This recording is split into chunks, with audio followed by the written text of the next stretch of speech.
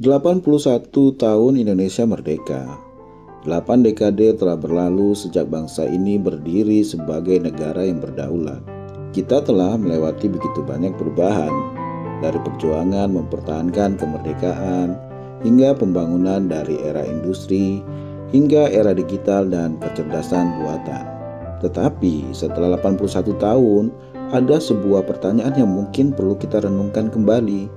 Apa sebenarnya ukuran keberhasilan sebuah bangsa yang telah merdeka? Apakah cukup dengan memiliki wilayah, memiliki pemerintahan, memiliki pertumbuhan ekonomi, atau ada ukuran yang jauh lebih dalam? Seberapa mampu sebuah bangsa menentukan masa depannya sendiri? Dan seberapa jauh kemerdekaan itu benar-benar dirasakan oleh rakyatnya? Pada tahun 1945, kemerdekaan berarti membebaskan bangsa dari penjajahan, mempertahankan wilayah, membangun pemerintahan, dan mendapatkan pengakuan sebagai negara yang berdaulat. Namun, dunia telah berubah. Tantangan terhadap sebuah bangsa tidak selalu datang dalam bentuk invasi. Ia bisa datang melalui ketergantungan ekonomi, ketergantungan teknologi, ketimpangan, lemahnya institusi, krisis pangan dan energi, perubahan iklim, bahkan ketidakmampuan mengubah kebijakan menjadi hasil nyata. Karena itu, setelah 81 tahun, mungkin kita membutuhkan definisi kemerdekaan yang lebih luas. Kemerdekaan bukan hanya tentang bebas menentukan siapa yang memerintah, tapi juga tentang kemampuan menentukan kemana bangsa ini akan bergerak. Mari kita mulai dari pondasi pertama, hukum dan tata kelola. Sebuah negara dapat memiliki sumber daya yang besar, memiliki anggaran yang besar, memiliki program pembangunan yang besar. Tetapi semuanya akan kehilangan daya apabila institusinya tidak mampu bekerja secara efektif dan berintegritas. Karena itu, pertanyaan pentingnya bukan hanya berapa banyak aturan yang kita miliki, tapi apakah aturan tersebut benar-benar bekerja? Apakah hukum memberikan kepastian? Apakah birokrasi memberikan pelayanan? Apakah kekuasaan dapat dikendalikan? Dan apakah masyarakat memiliki keyakinan bahwa keadilan dapat diperoleh melalui institusi negara? Inilah salah satu ukuran penting kemerdekaan modern. Ketika hukum tidak lagi menjadi alat kekuasaan, tetapi menjadi pelindung masyarakat. Pondasi kedua adalah ekonomi. Pertumbuhan tentu penting.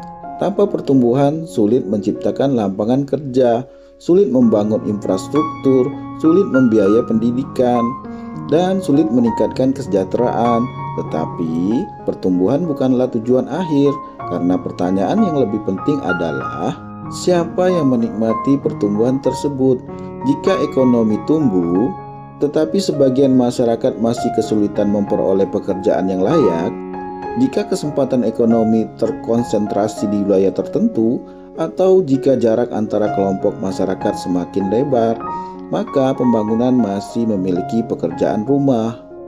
Kemerdekaan ekonomi bukan hanya kemampuan menghasilkan kekayaan, tetapi kemampuan memberikan kesempatan yang adil untuk menciptakan kehidupan yang layak.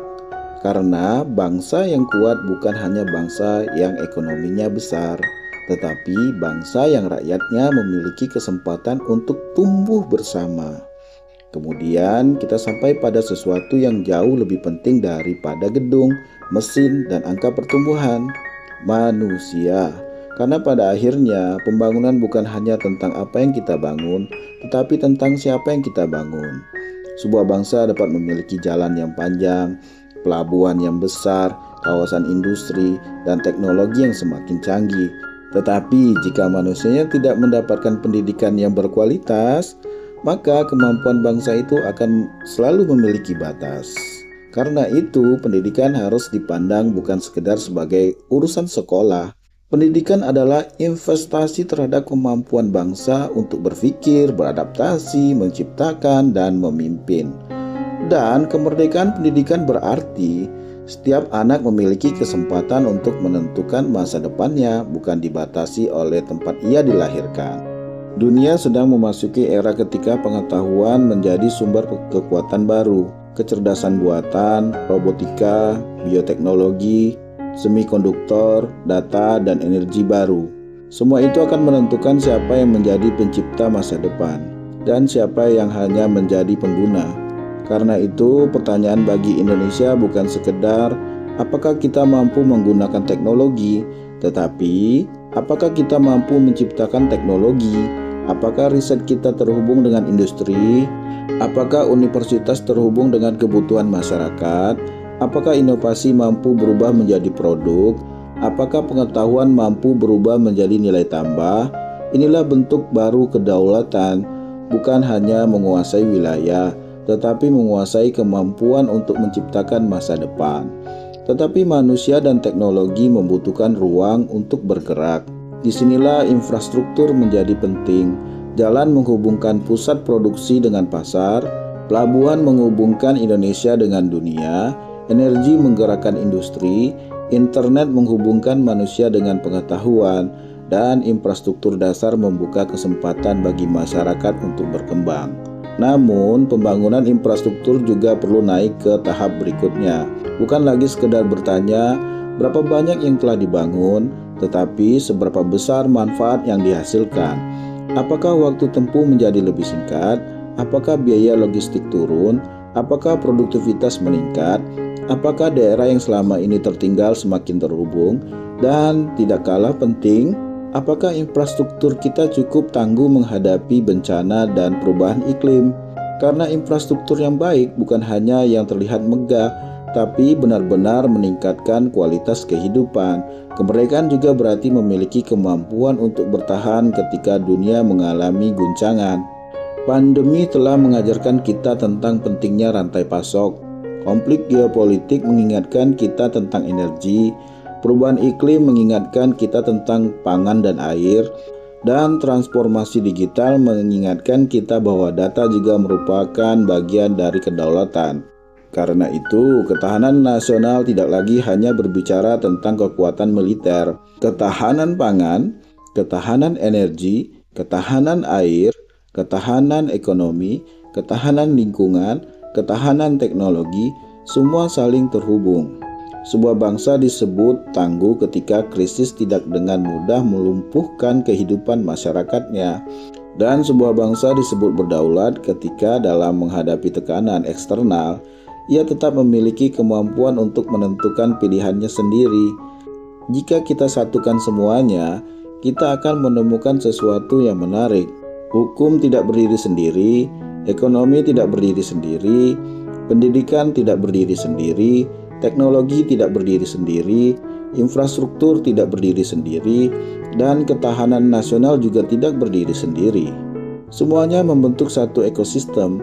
Hukum menciptakan kepercayaan, kepercayaan mendorong investasi, investasi menciptakan produktivitas, pendidikan meningkatkan kualitas manusia, teknologi meningkatkan nilai tambah, infrastruktur menghubungkan seluruh aktivitas, dan ketahanan memastikan semua tetap berjalan ketika krisis datang. Maka, kemerdekaan modern adalah kemampuan menghubungkan seluruh kekuatan tersebut menjadi kapasitas nasional. Lalu, setelah 81 tahun merdeka, apakah ukuran keberhasilan Indonesia? Mungkin jawabannya bukan satu angka, bukan hanya pertumbuhan ekonomi, bukan hanya jumlah proyek, bukan hanya posisi dalam sebuah indeks. Ukuran keberhasilan bangsa adalah ketika hukum semakin dipercaya, ekonomi semakin adil, manusia semakin berkualitas, teknologi semakin mandiri, infrastruktur semakin tangguh, dan bangsa semakin mampu menghadapi ketidakpastian. Karena kemerdekaan bukan sekedar keadaan yang diwariskan. Kemerdekaan adalah kemampuan yang harus terus dibangun. Maka mungkin pertanyaan terbesar di usia 81 tahun bukan apakah Indonesia sudah merdeka, tetapi seberapa jauh kita telah menggunakan kemerdekaan itu untuk membangun masa depan. Kemerdekaan memberi kita hak untuk menentukan arah, tapi kemerdekaan juga memberi kita tanggung jawab untuk membangun hukum yang adil, ekonomi yang inklusif, Pendidikan yang membuka kesempatan, teknologi yang memperkuat kemandirian, infrastruktur yang menghubungkan seluruh negeri, dan ketahanan yang membuat bangsa ini tidak mudah goyah. Karena pada akhirnya, kemerdekaan yang paling bermakna bukan hanya ketika sebuah bangsa bebas menentukan nasibnya, tetapi ketika setiap anak Indonesia memiliki kesempatan untuk menentukan masa depannya sendiri. 81 tahun Indonesia merdeka. Kemerdekaan telah kita warisi. Sekarang kemerdekaan itu adalah tanggung jawab kita untuk diwujudkan. Dirgahayu Republik Indonesia, merdeka!